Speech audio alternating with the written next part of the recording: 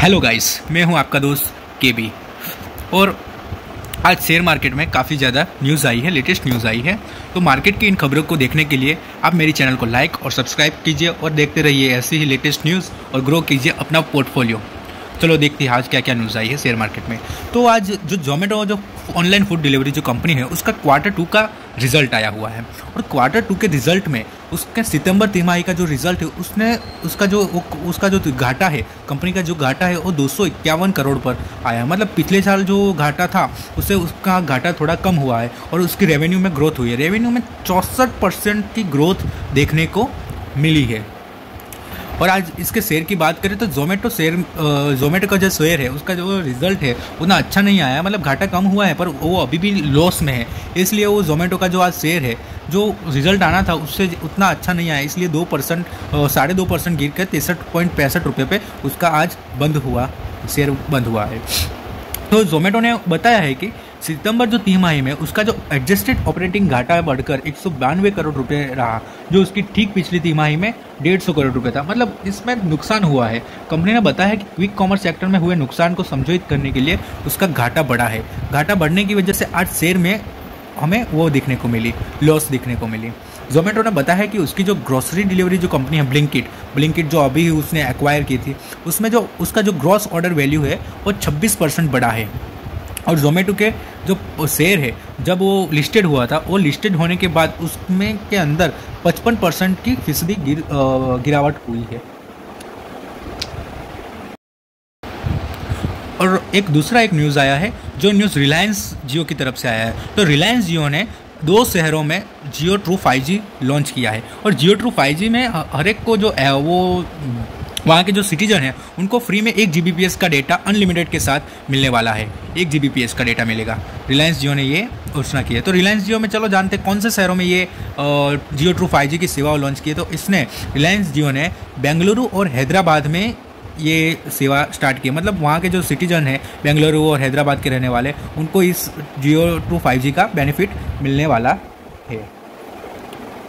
और कंपनी ने अपने बयान में बताया कि कस्टमर को लगातार बेस्ट सुविधा देने के लिए प्रतिबद्ध कंपनी होने के नाते जियो अपनी एडवांस ट्रू 5G सेवाओं को चरणबद्ध तरीके से लॉन्च कर रही है। कंपनी ने बताया है कि उसकी जो 5G सेवाएं हैं वो पहले ही देश के 6 शहरों में शुरू हो चुकी है और लाखों यूजर्स पहले से ही इसका अनुभव कर रहे हैं। और उनकी अब तक की जो प्रतिक्रिया है वो बेहद सकारात्मक और अविश्वास करने वाली रही है। तो जियो 5G के यूजर्स को मिल रही है इतनी स्पीड, तो जियो जो 5G है ये उन यूजर्स को 500 Mbps से 1 Gbps की स्पीड अभी तक उनको मिल रही है और वो बहुत अधिक मात्रा में डेटा का इस्तेमाल कर रहे हैं। और जियो का जो रिलायंस जियो ने आगे भी अपने बयान में कहा है कि दिसंबर 2023 मतलब ये नेक्स्ट ईयर के जो लास्ट में दिसंबर तक वो पूरे देश में अपनी 5G सेवाओं को लॉन्च करेगी। और तीसरी एक न्यूज़ है वो आइसर जो मोटर्स है उसका भी Q2 का रिजल्ट आया हुआ है। तो आइसर मोटर्स Q2 रिजल्ट में उसने 76% का मुनाफा उछाल किया है और रॉयल इनफील्ड ने 65% तक अधिक से मोटरसाइकिल्स बेची है। मतलब जो आइसर जो मोटर जो Q2 के रिजल्ट है उसने मिडल वेट मोटरसाइकिल के मामले में वैश्विक स्तर पर अपना जाना माना ब्रांड जो जाना माना ब्रांड है रॉयल इनफील्ड, और रॉयल इनफील्ड की जो पेरेंट कंपनी है आइसर मोटर्स के लिए सितंबर 2022 बेहतरीन रहा है, क्योंकि इस चालू वर्ष जो वित्त वर्ष है 2022-23 की दूसरी तिमाही जुलाई से दिसंबर तक कंपनी का जो कंसोलिडेटेड नेट प्रॉफिट था वो 76% उछल गया है। वहीं रॉयल इनफील्ड की बिक्री में भी तेजी उछल रही है। कंपनी ने सितंबर तिमाही के नतीजे आज 10 नवंबर को घोषित किया है। 10 नवंबर तक उसने अपना घोषित किया हुआ है। और ऑपरेशंस और कंपनी को 3453.43 करोड़ रुपए की कंसोलिडेट रेवेन्यू हासिल हुआ है। यही जो पिछले साल की समान जो तिमाही में 2216 करोड़ रुपए थी उसमें 55.8% तक का बढ़ा है। और कमर्शियल गाड़ियों की मजबूत मांग से आइसर्स मोटर के कमर्शियल व्हीकल के बिजनेस में भी तेजी लाई है। और रॉयल इनफील्ड की बात करें तो पिछले साल सितंबर तिमाही में 1,23,515 मोटरसाइकिल की बिक्री हुई थी। और इस साल सितंबर तिमाही में रॉयल इनफील्ड ने 2,04,51 मतलब पिछले साल की तुलना में उसने 64% की ज़्यादा जो मोटरसाइकिल से वो बेच दी है। नतीजे के पहले शेयरों में मामूली गिरावट भी रही और नतीजे के बाद नतीजे के BSE पर 0.83% की गिरावट के साथ 3701 पॉइंट मतलब 3701 रुपये के भाव पर बंद हुआ है। इसके शेयर 1 नवंबर को 3886 रुपये के रिकॉर्ड पे हाई पहुंचे थे। और शेयर मार्केट की ये लास्ट एक न्यूज़ है, वो अरबिंदो फार्मा कंपनी की है। जो अरबिंदो फार्मा के जो डायरेक्टर है शरत रेड्डी, उनको ईडी ने गिरफ्तार कर लिया है। जो ईडी है इन्फॉर्मेशन डायरेक्टर, उसने अरबिंदो फार्मा के डायरेक्टर शरत रेड्डी को गिरफ्तार किया है, जिसकी वजह से आज से अरबिंदो फार्मा कंपनी के शेयर में 11% की गिरावट आई हुई है।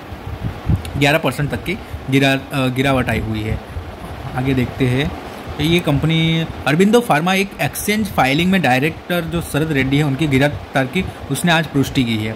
अरबिंदो फार्मा की बात करें तो गुरुवार 10 नवंबर को BSE पर 11.56% की गिरावट के साथ 479 रुपये के स्तर पर बंद हुआ। कंपनी के शेयरों में यह गिरावट इसके डायरेक्टर जो शरत रेड्डी है उनकी गिरफ्तारी के बाद आई है। मतलब जब शरत रेड्डी गिरफ्तार हुए उसके बाद ये मतलब ये आई है। तो मामला क्या था, तो शरत रेड्डी को जो दिल्ली शराब घोटाला था, दिल्ली लिकर स्कैम था, मामले में वर्तमान प्रदेश ईडी ने आज दिन में गिरफ्तार किया है। गिरफ्तारी आने के बाद BSE पर इस दिन के कारोबार के दौरान एक समय कंपनी के शेयर करीब 14% लूट कर 464.50 रुपये के स्तर पर 50 पैसे के स्तर पर चले गए थे। अरबिंदो फार्मा एंटीबैक्टीरियल से लेकर एंटीप्रेसिडेंट तक कई सारी दवाइयाँ बनाती है। और ये जो शराब घोटाले के मामले में शरत रेड्डी के गिरफ्तार होने के बाद इस शेयर को इनका शेयर गिरा है। Thank you guys.